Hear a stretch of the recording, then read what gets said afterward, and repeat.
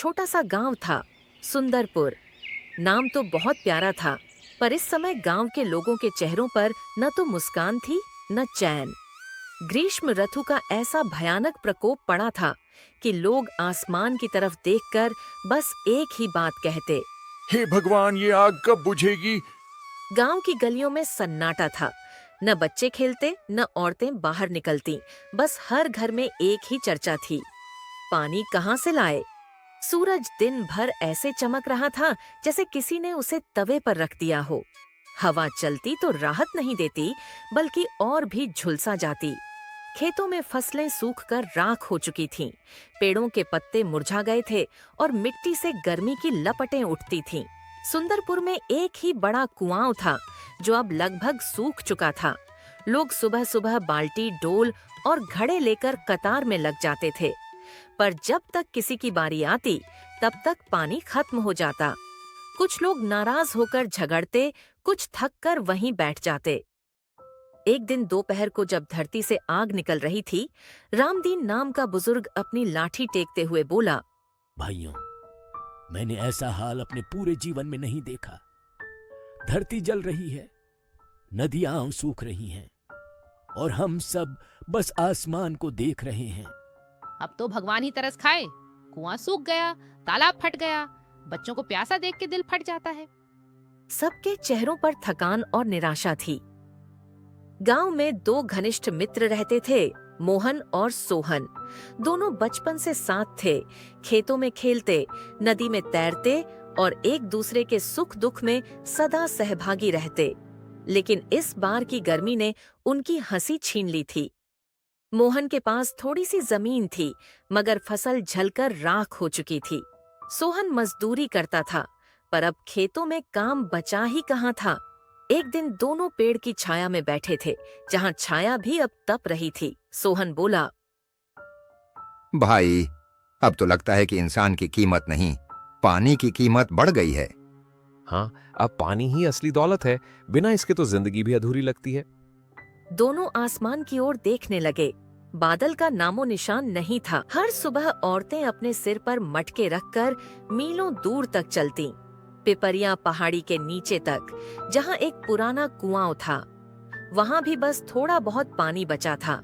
सुबह सुबह से लाइन लग जाती, धूप सिर पर आग बनकर बरसती। बच्चे प्यास से बिलखते, कोई औरत बेहोश हो जाती, कोई रोने लगती। एक दिन तो इतनी भीड़ हो गई कि लोग एक दूसरे पर टूट पड़े। पहले मैं आई थी?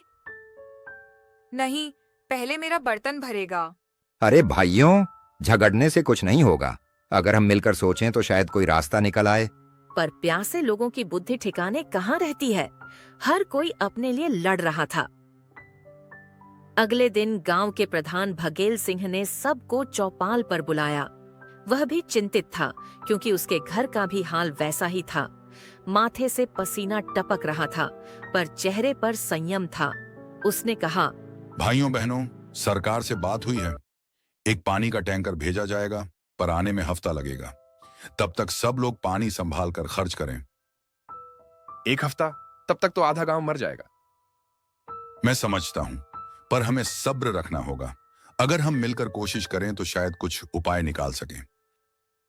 आज सब्र, यही तो अब तक करते आए हैं, पर अब सब्र भी जवाब दे रहा है। मोहन के घर के पीछे उसके दादा के जमाने का एक पुराना कच्चा कुआं था, जो अब मिट्टी से भर चुका था। उसने सोचा, क्यों ना इसे फिर से खोदा जाए, शायद नीचे कहीं नमी बची हो। उसने सोहन और कुछ नौजवानों को साथ लिया और रात भर खोदाई करने लगा।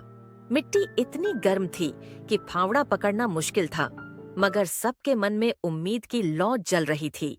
रात के तीसरे पहर जब मिट्टी का रंग बदला, मोहन चिल्लाया, सोहन, नीचे देख, मिट्टी गीली है।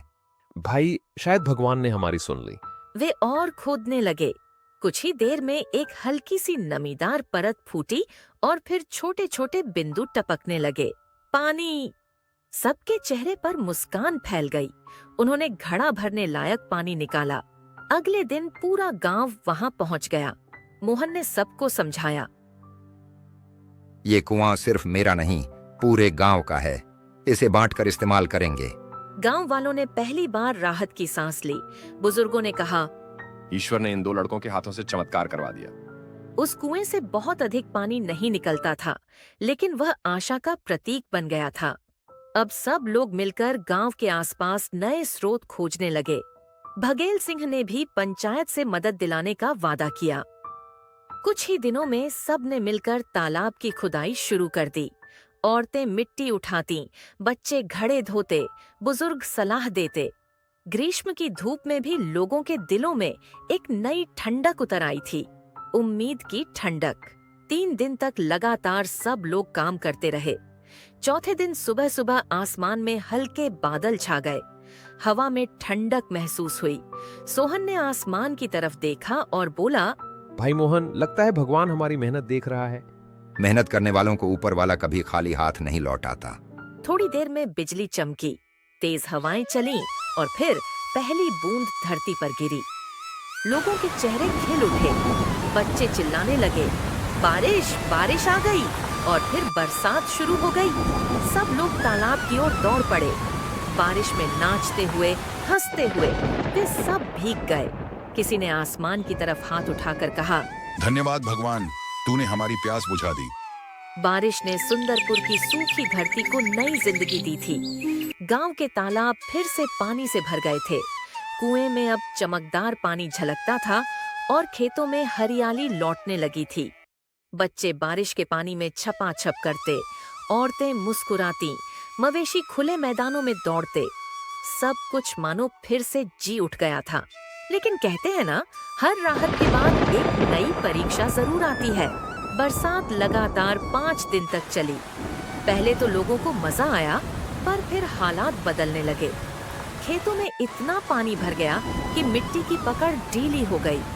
गांव की गलियां कीचड़ से भर गईं। मकानों की दीवारें भीगकर गलने लगीं। एक शाम जब आसमान पर काले बादल गरज रहे थे, मोहन ने आसमान की ओर देखा। सोहन, लगता है ये बारिश अब मेहरबान नहीं, खतरनाक बनने वाली है। हाँ भाई, जरूरत से ज्यादा पानी भी तो आफत बन जाता है। अगले ही दिन आसमान अचानक अंधेरा हो गया। हवा तेज चलने लगी, पेड़ झूमने लगे और देखते ही देखते एक भयंकर तूफान आ गया। बिजली चमकी, बादल गरजे और हवा ऐसी चली कि कई घरों की छतें उड़ गईं।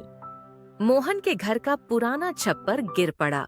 उसके छोटे भाई गुड्डू ने डरकर माँ की गोद में छिपते हुए कहा, अम्मा, ये आसमान क्यों गुस्सा हो गया? बेटा, ये तूफान नहीं, भगवान का इम्तिहान है। पूरा गांव उस रात कांप रहा था। तालाब का पानी उफनने लगा और नालियां बहकर गलियों में भर गईं। कई घरों में पानी घुस गया।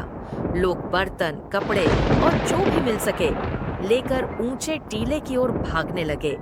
सोहन ने चिल्लाकर कहा, सभी औरतें और बच्चे स्कूल वाले भवन में चलो, वो सबसे मजबूत है। मोहन ने कुछ युवकों को साथ लेकर बूढ़ों की मदद की। बिजली आसमान को चीरती रही, बारिश बिना रुके गिरती रही। सुबह जब तूफान थमा तो गांव पहचान में नहीं आ रहा था। कहीं छत उड़ी थी, कहीं पेड़ गिरा था, कहीं दीवारें टूटी थीं। लेकिन सबसे बड़ा सदमा तब लगा जब पता चला कि तालाब का किनारा टूट गया है। सारा पानी बहकर खेतों में फैल गया था। अगले कुछ दिनों में गांव में एक और आफत आई, बीमारी की। गंदे पानी और कीचड़ के कारण कई बच्चे बीमार पड़ने लगे। पहले बुखार, फिर उल्टियां, फिर कमजोरी। डॉक्टर तो दूर, गांव में दवा की दुकान तक नहीं थी। गोविंदी काकी का पोता सबसे पहले बीमार पड़ा। बेटा, 2 दिन से कुछ नहीं खाया, बदन जल रहा है।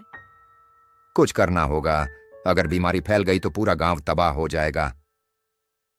चलो शहर से दवा लाते हैं। दोनों अगले ही दिन साइकिल लेकर धनपुर कस्बे की ओर निकल पड़े, जो गांव से 12 किलोमीटर दूर था। रास्ता कीचड़ से भरा था, पर दोनों बिना रुके चलते रहे। बारिश के बीच साइकिल की चेन फिसल रही थी, कपड़े भीग चुके थे, मगर दोनों के हौसले मजबूत थे। कस्बे पहुंचकर उन्होंने एक डॉक्टर से मुलाकात की। डॉक्टर ने सुना तो बोला, तुम्हारे गांव में दूषित पानी के कारण संक्रमण फैल रहा है। तुरंत साफ पानी पीना शुरू करो। ये दवाइयां ले जाओ, लेकिन ध्यान रखना, पानी उबाल कर ही पीना। मोहन ने सारी दवाइयां अपने कपड़े में बांध लीं और बोला, डॉक्टर साहब, हमें गांव को बचाना है, चाहे कुछ भी हो जाए। वापस आते वक्त रास्ते में सोहन ने धीरे से कहा, मोहन, तू सोचता है कभी हम शहर जैसे बन पाएंगे जहां हर घर में नल चलता है? शहर की बात छोड़ सोहन, अगर हमारे गांव में मिलजुल कर रहना सीख लिया तो हम किसी शहर से कम नहीं होंगे। दोनों हंसते हुए कीचड़ से निकलकर गांव लौटे। गांव लौटते ही उन्होंने लोगों को इकट्ठा किया। मोहन ने जोर से कहा, भाइयों, डरने की नहीं, लड़ने की जरूरत है, बीमारी से भी और हिम्मत से भी। सोहन ने बताया कि पानी उबालना जरूरी है। कुछ लोग हंसे। अरे कौन लकड़ी जलाकर पानी उबालेगा? अगर थोड़ा लकड़ी जलाने से जिंदगी बचती है तो ये कीमत बड़ी नहीं है। धीरे धीरे सब लोग समझ गए। मोहन और सोहन ने मिलकर साफ सफाई अभियान शुरू किया। तालाब की मिट्टी हटाई गई, नालियां साफ की गईं। हर घर को बताया गया कि पानी ढककर रखें। 3 दिन बाद जो बच्चे बीमार थे उनमें सुधार दिखने लगा। गांव वालों ने राहत की सांस ली। कुछ दिनों में सूरज फिर से निकला, पर अब उसकी धूप में दहशत नहीं थी, बल्कि नई उम्मीद थी। गांव वालों ने एक नई योजना बनाई। अब हमें खुद अपने गांव को संभालना है, सिर्फ बारिश या सरकार का इंतजार नहीं करना है। सबने मिलकर तय किया कि गांव के चारों ओर छोटे छोटे तालाब बनेंगे ताकि अगली गर्मी में पानी की कमी न हो। औरतें मिट्टी खोदती, बच्चे पत्थर बटोरते, मर्द कुदाल चलाते। अब किसी के चेहरे पर थकान नहीं, बल्कि संकल्प था। प्रधान भगेल सिंह ने सबके सामने कहा, आज मुझे गर्व है कि सुंदरपुर सिर्फ नाम से नहीं, अपने कर्मों से भी सुंदर है। एक शाम मोहन और सोहन तालाब के किनारे बैठे थे। सूरज डूब रहा था, हवा ठंडी थी, पक्षी लौट रहे थे। मोहन ने शांत स्वर में कहा, सोहन, तू देख, ये वही धरती है जो कल तक जल रही थी, और आज देख, हरियाली लौट आई है। हाँ भाई, धरती भी इंसान की तरह होती है, अगर उसे प्यार मिले तो फिर से जी उठती है। दोनों कुछ देर चुप बैठे रहे। आसमान में रंग बिरंगे बादल थे, जिन पर ढलते सूरज की किरणें चमक रही थीं। वही दृश्य पूरे गांव के लिए आशा का प्रतीक बन गया। सुंदरपुर अब पहले जैसा नहीं रहा था। वह गांव जो कभी सूखे और तूफान से तबाह हो गया था, अब धीरे धीरे फिर से हरियाली में बदल रहा था। बारिश रुक चुकी थी, हवा में मिट्टी की खुशबू थी और खेतों में नई फसलें सिर उठा रही थीं। मोहन और सोहन अब पूरे गांव के लिए मिसाल बन चुके थे। एक सुबह सूरज की पहली किरण खेतों पर पड़ी। मोहन हल पकड़े खड़ा था और बोला, सोहन, अब वक्त आ गया है कि अपने खेत को फिर से जिंदा करें। इस बार ऐसा फसल उगाएंगे कि गांव वाले भी गर्व करेंगे। भाई, अब जब धरती ने हमें माफ कर दिया है तो हमें भी उसकी कद्र करनी चाहिए। मेहनत और ईमानदारी से काम करेंगे। दोनों भाइयों ने खेत में हल चलाना शुरू किया। मिट्टी नर्म थी, लेकिन उसमें उम्मीद की महक थी। मवेशियों की घंटियों की आवाज और दोनों की हंसी खेतों में गूंज रही थी। धीरे धीरे गांव के दूसरे किसान भी उनके साथ जुड़ गए। किसी ने कहा, मोहन, तूने हम सबको दिखा दिया कि हिम्मत से बढ़कर कुछ नहीं। अब गांव में हर सुबह एक नई शुरुआत होती। बच्चे स्कूल जाने लगे, औरतें कुएं पर गीत गाती, बुजुर्ग चौपाल पर बैठकर बीते दिनों की बातें करते। गांव की हालत सुधर रही है। अब हमें शिक्षा और खेती दोनों को साथ लेकर चलना होगा। हम लोग तालाब के पास एक छोटा सीख केंद्र बना सकते हैं, जहां बच्चे पढ़ें और किसान नई तकनीक सीखें। गांव वालों को यह बात बहुत पसंद आई। सोहन ने खुद मिट्टी और बांस से एक छोटा कमरा बनाया। धीरे धीरे वहां बच्चे आने लगे। मोहन उन्हें सिखाता कि पानी कैसे बचाना चाहिए, पेड़ क्यों जरूरी है और खेती में रासायनिक दवाओं की जगह देसी तरीकों का इस्तेमाल कैसे किया जा सकता है। 3 महीने बाद खेतों में लहराती गेहूं की बालियां हवा में झूमने लगीं। सूरज की सुनहरी रोशनी जब फसल पर पड़ी तो पूरा गांव सुनहरे रंग में नहा गया। मोहन की आंखों में आंसू थे। सोहन, देख, यही तो वो सपना था जो हमने तूफान में देखा था। हाँ भाई, भगवान ने मेहनत का फल दे दिया। फसल कटने के बाद गांव में एक छोटा धन्यवाद पर्व मनाया गया। सब लोग पंचायत भवन के सामने इकट्ठा हुए। प्रधान ने कहा, मोहन और सोहन ने हमें दिखाया कि एकता में कितनी ताकत होती है। अगर हम सब साथ रहें तो कोई विपत्ति हमें तोड़ नहीं सकती। हमने बस वो किया जो हर गांव वाले को करना चाहिए। ये हमारी धरती है, इसे बचाना और संवारना हमारी जिम्मेदारी है। शाम ढल रही थी।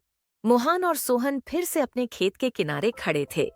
आसमान में सूरज ढल रहा था और सुनहरी किरणें गेहूं की बालियों पर नाच रही थीं।